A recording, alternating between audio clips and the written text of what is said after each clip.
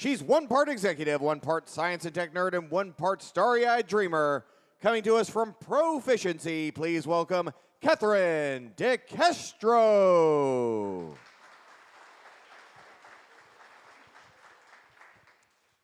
All right, thanks, Wade. I'm super excited to be here, super excited to not be wearing sweatpants and sitting in front of Zoom all day.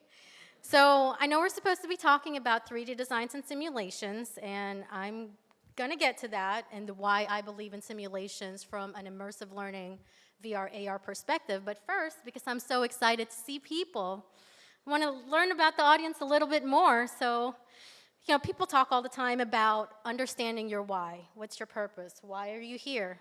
So, Wade, why are you here today?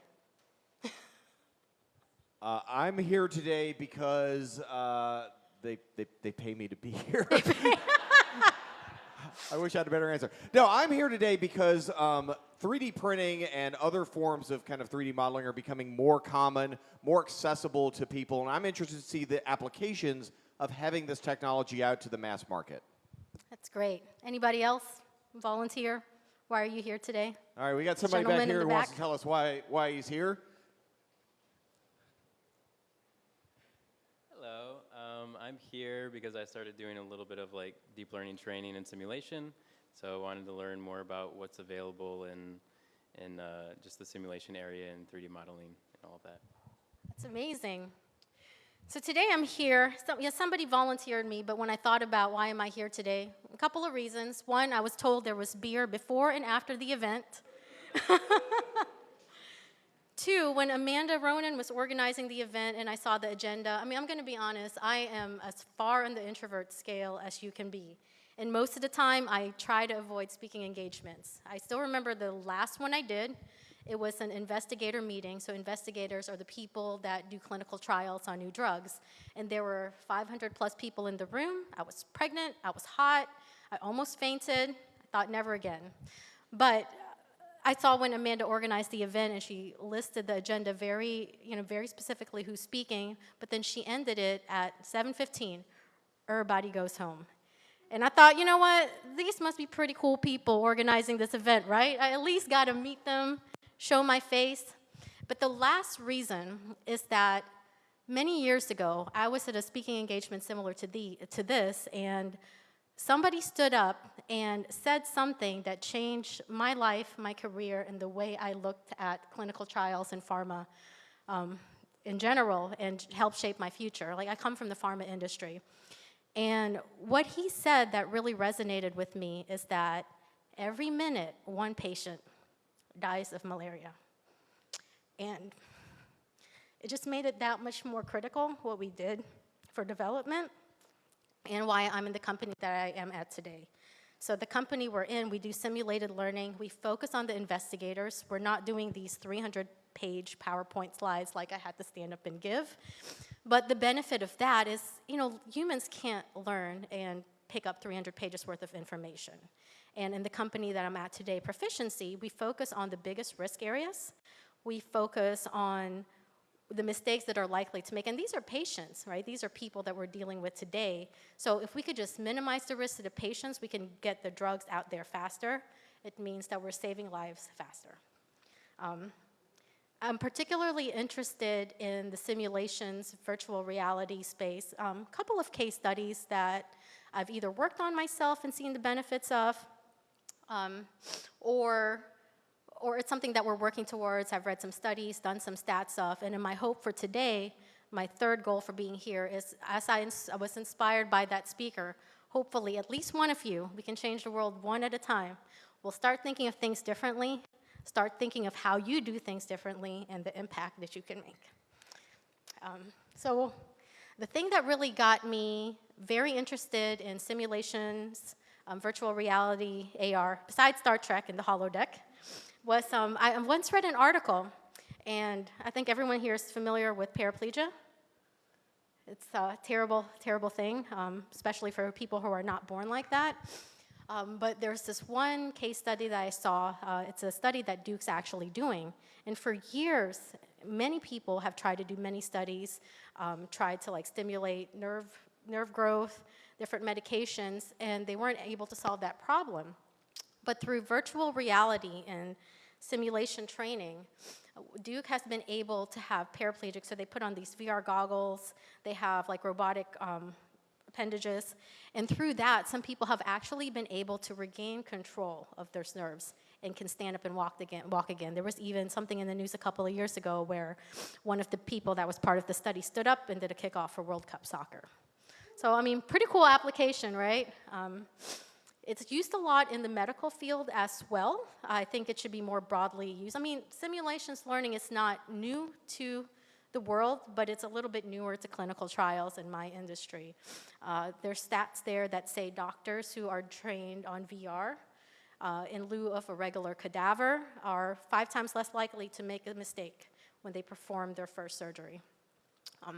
And I've seen this quite a bit myself when I used to work in the CRO industry. So we were specifically training operational teams and to make decisions about studies. And we did a pretty thorough measurement of everything they did, all the processes. We had 30 different e-learnings that were focused on the simulations, how proficient they could get.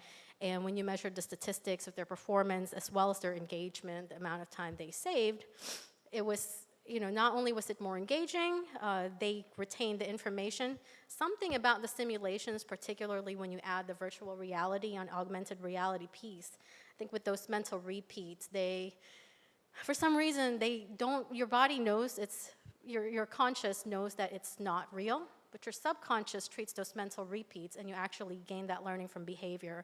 So a lot of what we do today in our company is it allows the investigators running the clinical trials to make those mistakes in a safe space, so when they go to the patients and are trying to get them through, they basically focus on treating them. They already know what to do if they're not reacting well to the dosing. They know how to adapt and all that good stuff. So there's a couple examples I have that really makes me keen, and we're just doing what we can to continue to get pharma to buy in and other industries as well to really embrace this. Pharma is, for those of you, anyone here in the pharmaceutical industry? Yeah, so I think pharma is great, but it's very slow to embrace change. So we're doing our best, just trying to get the word out there, and one process at a time, we can bring those drugs to market faster and help save a patient. I think we have 5 minutes here. 5 minutes, that's 5 people.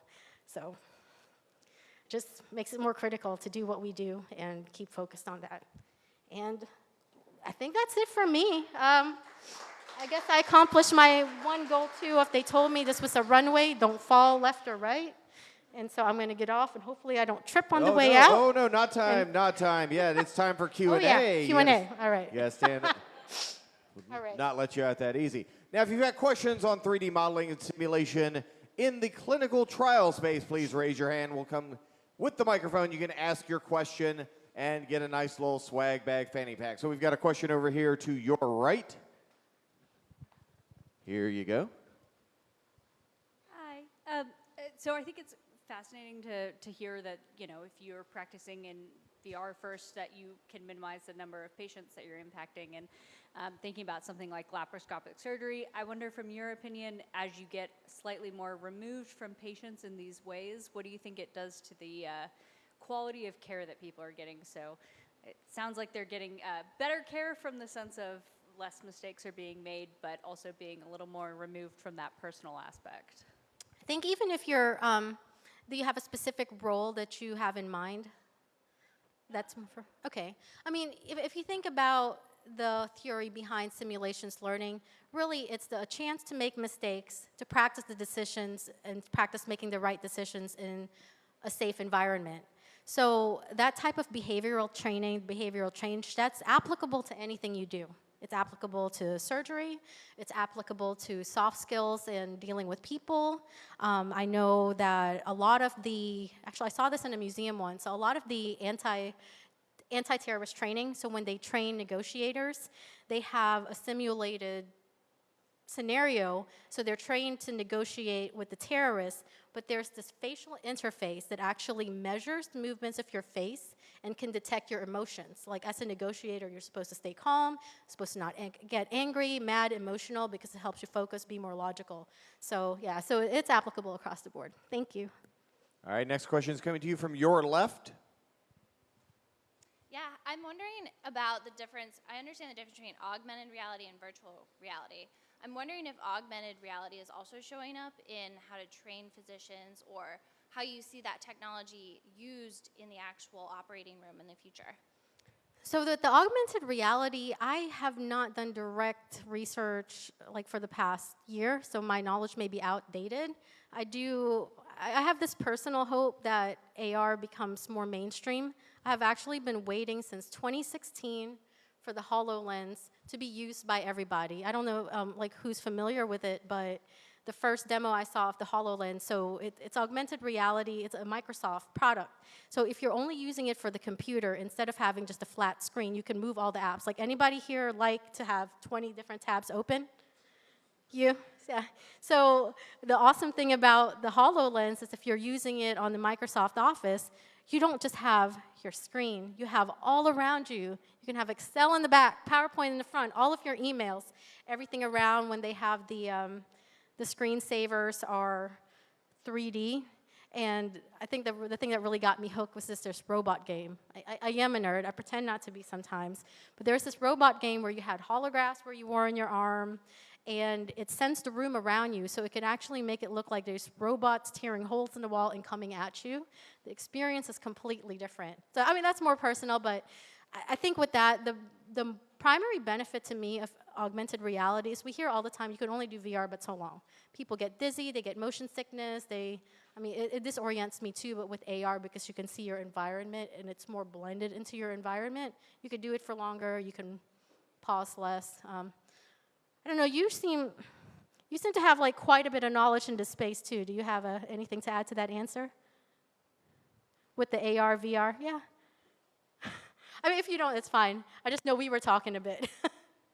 Actually, I was going to ask you a question, and I will answer that later. My question was, what are some of the challenges that you see in scaling up the process of developing these VR simulations and then actually getting them out? Because the access, the deployment is fairly complicated. Like you said, HoloLens, it's come and gone, it's hardly available. So yeah, what challenges have you faced in scaling this up? So one of our challenges is when you're developing simulations, our business is it's a large scale, but still a custom business. When it comes to clinical trials, it's very specific. Now, we have thought about ways in our company to try to optimize that a little bit. Like we have something that we call Simlet. So essentially, there's typical problems you see across clinical trials, like enrollment and getting patients in. So we'll have kind of templated ways of developing it, but then we'll plug and play different language, different patient populations into the context. But another one is when you want to do VR, like we also do simulations 2D just on the computer, but they're going into that simulated learning experience. When you're taking it to VR, there's of course the cost. The cost of virtual reality gear, though, is going down. I think it's a third today of what it was in 2017 when I was first trying to push these ideas to a big company, unnamed, that didn't see the vision back then. But it is cost prohibitive if you buy one Oculus and you have people co-located and they're sharing it, that's one thing. But then when you're thinking about a large 15,000 patient trial, you have, say, 2,000 or 3,000 investigators spread out globally. Just think of the cost of buying the equipment, deploying it to that. There are less expensive options, like you can get like the little Google box and deploy these to your iPhone or Androids, and you can get those for like $10 in bulk, but the quality is not the same as you would get from the high-end headset. So I think it just depends on the purpose, how much the client is willing to pay, and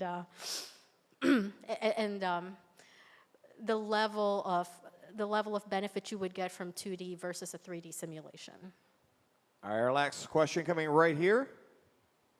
So you mentioned that for the simulation training that you focus on the areas with the most risk. Does that include the screening or the treatment phase of a clinical trial, or both? So, the answer to that, it's really dependent on the therapeutic area. Our process is we have our experts who have been in the clinical trials industry for a long time to really dissect the protocol. And so we talk to the clients and the risk mitigation we use is your standard project management, like what's the likelihood that this risk is going to occur, what's the impact this risk is going to occur, do you have any previous outcomes data that show how many times this has occurred in the past, and then based on that, we give them a recommendation. So there's not one standard blanket answer for all of clinical trials, it's very protocol specific, and kind of tying back to scaling, we do a fully custom business, so there's always challenges when you can't just copy and paste to the next and the next and the next project. All right, give it up for Catherine de Castro. Thanks, everyone. Okay, now I'm going to try this not falling.